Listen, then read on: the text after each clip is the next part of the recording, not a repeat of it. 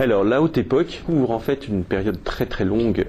qui est à peu près l'ensemble du Moyen-Âge, de la Renaissance et une bonne partie du XVIIe siècle.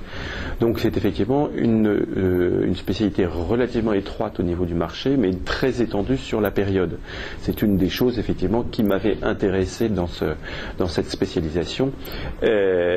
en plus d'un attrait familial, puisque la spécialisation de la galerie remonte à mon grand-père. Et j'ai attrapé le virus tout petit, donc ça a commencé très tôt. Alors pour moi justement, ce qui m'a toujours beaucoup plu dans cette spécialité, c'est les possibilités de comparer justement les évolutions dans les différentes parties de l'Europe occidentale, les différentes régions aussi. Il est certain que l'évolution de la sculpture dans les Flandres reste très différente, par exemple, de l'évolution de la peinture en Italie, et en même temps, on va retrouver beaucoup d'influences croisées, beaucoup de relations entre les artistes pendant tout le Moyen-Âge et la Renaissance à travers toute l'Europe, et ça, c'est assez fascinant.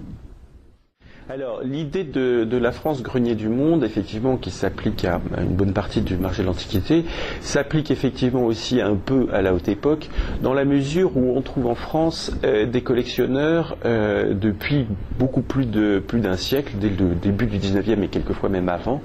Les collectionneurs français se sont intéressés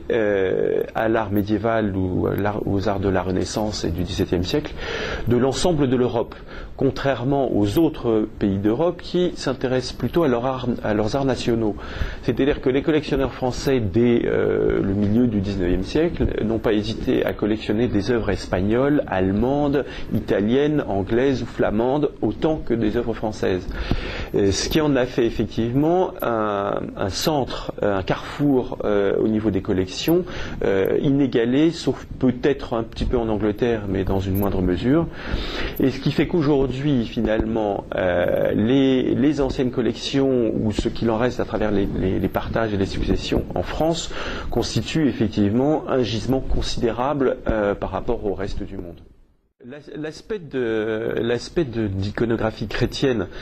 qui domine pour tout le Moyen-Âge une bonne partie de la Renaissance et du XVIIe, mais en tout cas quasiment presque à 100% pour le Moyen-Âge, peut représenter pour certains néophytes un aspect un peu repoussoir, qui est dû essentiellement à un problème culturel. Outre l'aspect entre guillemets bondieuserie, beaucoup de gens voient effectivement une culture proprement religieuse, tout en se méprenant sur le fait que l'histoire de l'art est faite quand même à 90% sur l'ensemble de la planète d'art religieux, en oubliant effectivement que ce qu'on qualifie d'art religieux chez nous, qui s'applique essentiellement à l'art chrétien catholique, doit couvrir dans la réalité aussi bien les arts primitifs, les arts africains, les arts océaniens. La plupart des cultures de la planète ont développé des arts presque uniquement religieux. Seul l'Occident a commencé à développer un art proprement profane un petit peu dans l'Antiquité, mais surtout à partir de la Renaissance.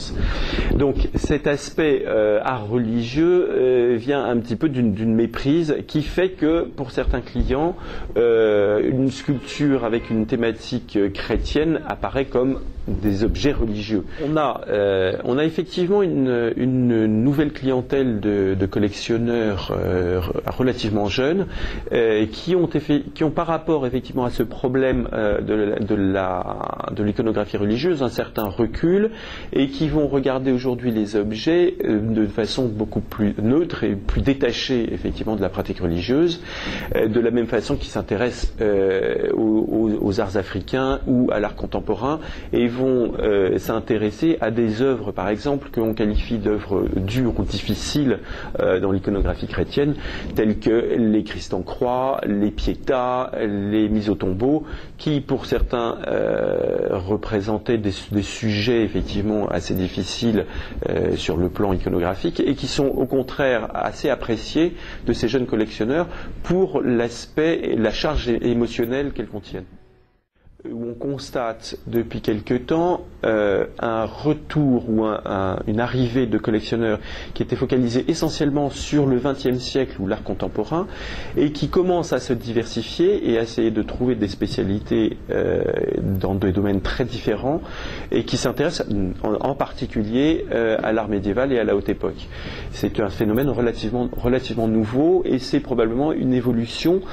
nécessaire et probable pour une spécialité où bien sûr l'âge moyen des collectionneurs a tendance à augmenter beaucoup dans les dernières années. Donc l'arrivée d'une nouvelle génération de collectionneurs est un point important et on doit tout faire pour effectivement orienter de plus en plus de jeunes collectionneurs vers des spécialités comme la haute époque.